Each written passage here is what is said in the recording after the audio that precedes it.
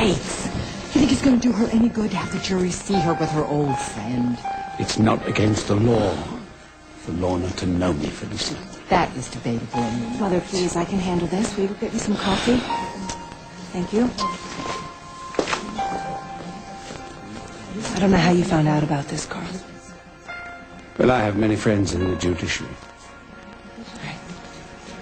Well, you have made your obligatory appearance. You're off the hook. I wasn't on the hook. But this isn't for show. Give me a few minutes of your time. It's crucial that we speak.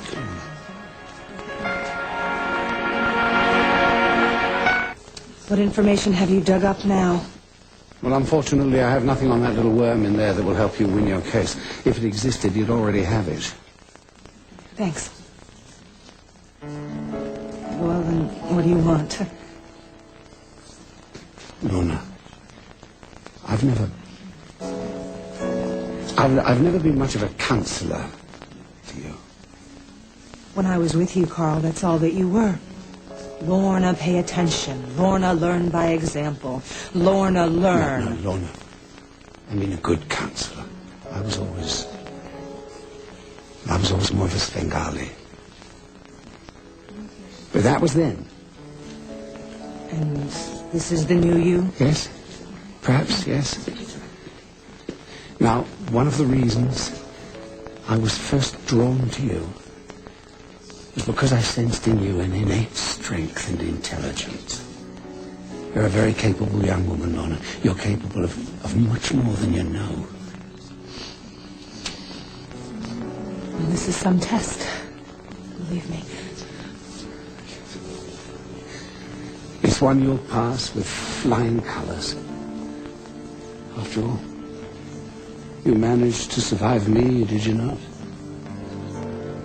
Barely. Of course you did. Of course you did. Your intelligence.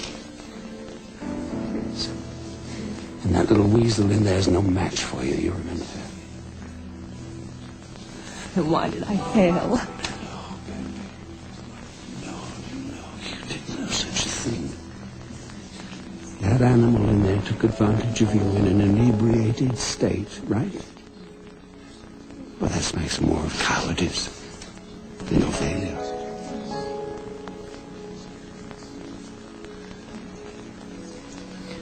I have to go.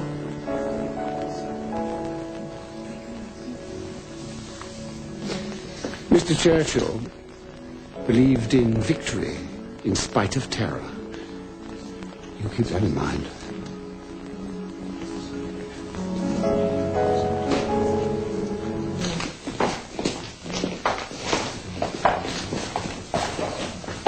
All rise. The Honorable Francine Scott Cohen presiding. Be seated. Before we begin, I would like to state for the record that there will be no more disturbances in this courtroom. Counselors will advise their clients and their witnesses of proper procedure. What the hell is this?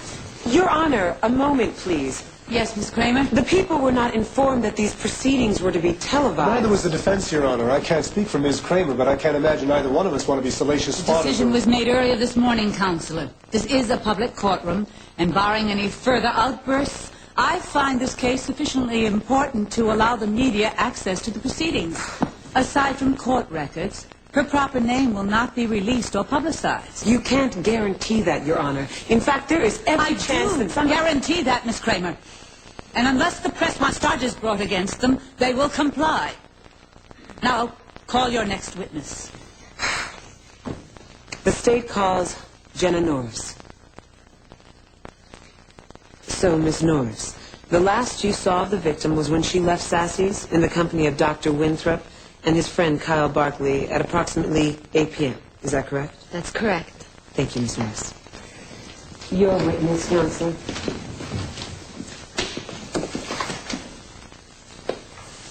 Hello, Jenna.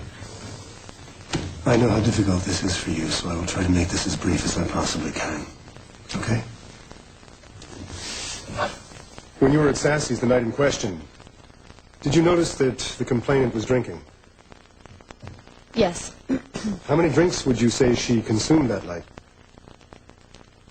Wait, are you implying that if someone drinks, they deserve to get raped? No, of course not. I'm simply trying to establish how much her memory might have been affected by what she consumed. Her memory is perfect. How many drinks did she have? I don't know. I didn't Would it count. surprise you to know that the bartender said he served her at least 5, possibly 6 cocktails that night? So what? She can hold her liquor. Can she? I understand she tripped at one point, spilling the entire contents of her handbag all over the barroom floor. Do you remember that? No, she didn't trip. She what?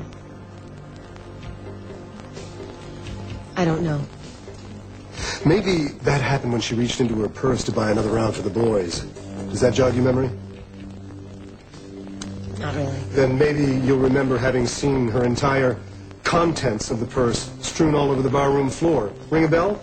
No, I'm sorry. It might have happened. I didn't see it. Jenna, don't lie for me. Just tell the truth. Order, please. Order in this courtroom, please. There will be order in this courtroom. Order. Order in the court, please. Order, please. Miss Norris, do you understand what perjury is? Yes. Do you need to be reminded of the consequences of committing that crime before this court? No, Your Honor. Good. Then answer Mr. Winthrop's questions truthfully. Are you all right? Let's go back to that evening at Sassy's. What exactly fell out of the purse of the complainant?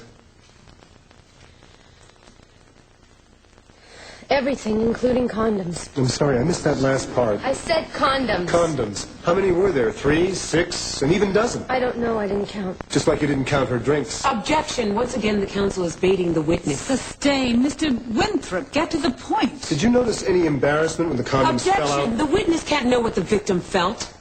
Didn't the complainant, in fact, maybe to cover her embarrassment, say, I like to be prepared? She didn't know what she was saying. Objection. Drunk. Hearsay. Calling for conclusion. Leading the witness. Your Honor. Objection sustained.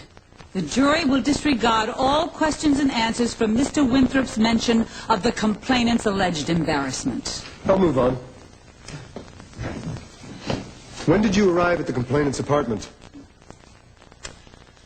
A little after 11. Was anyone there? Yes, Victor Rodriguez. Do you have any idea why Mr. Rodriguez would be at that apartment alone late at night? No, I don't know. What was the condition of the apartment?